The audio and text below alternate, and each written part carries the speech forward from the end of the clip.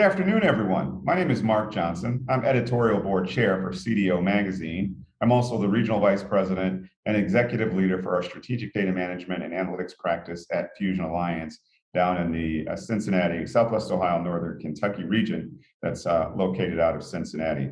I'm excited about the interview today. I have a great opportunity to introduce Julian Delany, who is Chief Technology Officer and also heads data and digital at News Corp in Australia. Julian, welcome to the interview today. G'day, Mark. It's nice to be with you from down here in Sydney. Now, you sit in the C-suite yourself. And so as a C-suite executive, can you share with us a little bit about your analytics platform in terms of how you've made it relevant in the level of understanding of the non-technical C-suite executives you serve alongside of? In other words, you're there asking for investments. You're there taking their business objectives and translating those business objectives into delivered, revenue generating capability through this digital technology and data stack. So that's going to make a contribution to top line revenue growth and bottom line revenue profitability, or bottom line profitability in the EBITDA as a result of the efficiencies that these technological transformations driven by data drive to the organization. So there's a lot of benefit that your readers ultimately have derived from that, but you're navigating a conversation set that's enabling within your organization's C-suite, those business leaders, your CEO, your CFO, your editorial teams, to lean in and support your program. What's been your secret sauce to get that alignment so that you can execute and bring that value back? Yeah, I'm not sure if I can nail the secret sauce, but I will tell you that probably one of the more difficult strategic updates I ever gave was when I first attacked this data challenge, and I was absolutely really nervous, because I had to say to everybody, including our executive chairman and our CFO at the time, was to say, we are not where we need to be in data. Don't expect this to be a short run. We have to take a step back, several steps back, before we even think about being entrepreneurial with this data. And so I think the secret sauce, to be frank, was being incredibly honest. And that took some courage, because there was an assumption that our data was in a good space. And why can't we do all this stuff, Jules? And people call me Jules, not just Julian. Why can't that just take place? And after I took some time to actually answer, I was the same. Why isn't this taking place? I took the time to go back into it. And whilst people were saying, yeah, we can do all of this, use case A, B, C, D, I was like, no, you can't. You can't. And I think the source was to be super honest and to go right back into the depths, go bottom up, and take the time to work through what it was that we needed to do to enable us to deliver on those use cases. It's almost like the use cases were clear, but the engine for us to deliver on that wasn't there. It just wasn't there. It wasn't there. And that honesty was super important, because, okay, that makes sense, says people around the exec table, and I explained it really simply, with no jargon, and just said, we're just not in the space we need to be. We can be. In year 2, year 3, we can do it. And I actually, the secret sauce was the confidence or the backing I got from the executive table to say, okay, we get it. We know we're not in that space. Let's do a baseline area right. Let's organise this data correctly, knowing that this is going to come. And guess what? A 12-month, 18 months later, they're now starting to see it. And we have a repeatable database that we're able to build on to enable more and more of our use cases to come through. That's powerful. And this one section of the interview, I wish every C-suite executive that's non-technical, that consumes content from our publication, could listen to this section of your right. Because it's a challenge. I think the pandemic really forced a lot of those hard doses of reality to hit the table. I know of a number of organizations whose C-suite executives were attempting desperately to understand the supply chain vulnerabilities, asking for just a list of the suppliers and the distribution points that those suppliers were supplying their supply chain. And those simple lists couldn't be produced. Yeah. Okay, so this is, and so, well, why? We have the data, we use these suppliers every day. Well, you really haven't invested in curating and organizing your data. You haven't invested in developing the quality of the addresses that are the shipping points.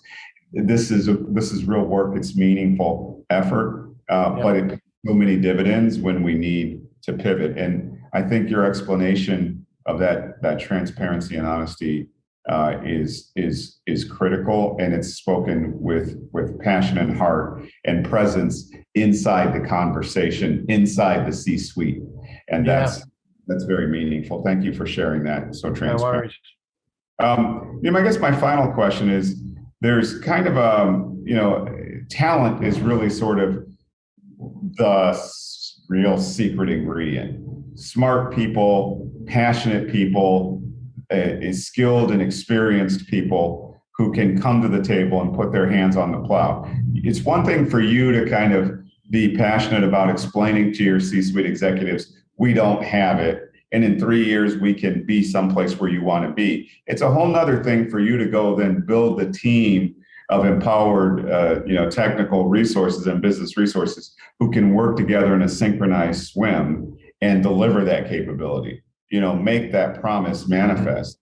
Mm-hmm. So there's definitely a common theme across all the organizations that are dealing with this challenge around data and analytics and digital transformation, that is recognizing the importance of the attraction, retention, and development of talent in these critical areas. And there's such a shortage in the market. Mm-hmm. What would you say are the critical aspects of your ability to build that team, to attract talent and to retain that talent that has empowered your success? We've talked about this a lot because it is, you can have the best strategy in the world, you can have investment allocated, but you still need people. You still need people to deliver on this, and execution of technological change is complicated. I think it comes down, your question, I feel like the key question is, what are the critical skills to start building up a talent? I'll actually go back a step here. It may not necessarily be a skill as such. The skills can come and they can be quite prescriptive, but I think your leadership team, and there's a big word, and you've got to be willing to see potential, because not everybody can do these jobs straight up. It takes time. And so I actually think the way in which we're trying to build up our talent is to see, be it somebody within our team or somebody who's got the most potential to attack the challenge that they are going to go to, or use the opportunity that's put in front of them. I think that sometimes you can make a mistake trying to find the perfect fit to get somebody into a role when, you, me, a lot of us probably watching this, we've all had different backgrounds. We didn't all start as a code developer, or we didn't all start as a program manager. We all started as different. Somebody saw potential. That potential, I think, is super important because again, I think if you're too prescriptive, if you're too blind to it, and you won't be able to build up your talent. I think there's an internal and external theme here. I think for internal people, if you can see potential, it gives people a career path. Tick. That's a good thing. People want a career path. And then the second thing on the outside is you're bringing in new ideas, perhaps from a completely different industry. And this is something that we've been looking on to build talent, is to bring people from different industries where appropriate. There's a time and a place to have someone from within news publishing, and there's a time and a place to bring someone from aviation. Mm-hmm. But there are principles that people understand and work through, particularly if they're good talent, that they can bring into and utilize those principles to deliver on what we need to do. I think potential is, I think it's fundamental in building up your team. That's my view, and particularly in this day and age, because people do learn so much at some amazing organisations across the globe. And who says that the News Corp way is the only way to do it? Yeah.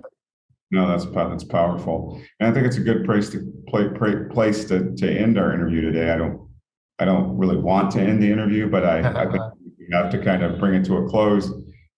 Julian, it's been fascinating talking with you, and thank you so much for illuminating the thinking that comes out of the C-suite into the execution that drives value through data, digital transformation, and analytics.